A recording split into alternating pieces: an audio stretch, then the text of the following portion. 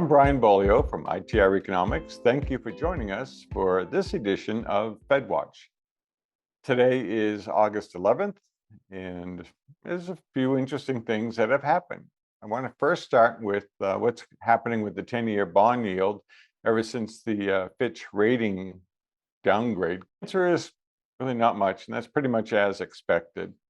You know, the 10-year yield had been moving up since July 19th. It moved up about 25 basis points since then, but it had gone up from 3.75 approximately to 4.20.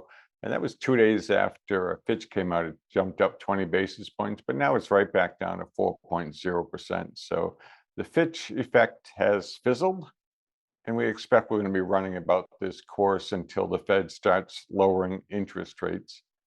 Certainly, the US dollar has seen some weakening and some strengthening, depends on where you look against which country, but no major moves there. So we don't expect to see a major shift in the 10-year yield, which means, you know, steady as she goes at this time is probably a good thing.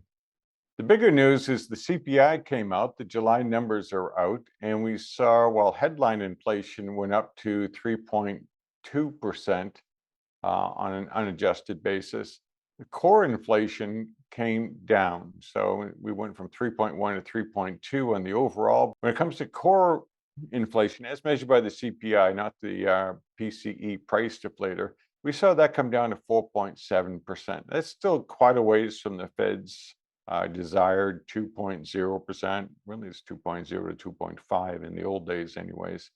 But at least it is moving in the right direction. The main hang-ups there continue to be the service component of the CPI, and that means the labor component, and also shelter. Shelter continues to go up. In fact, July was the month-to-month increase in the CPI for July. 90% of it was driven by shelter, rental equivalencies, rents, cost of shelter, etc.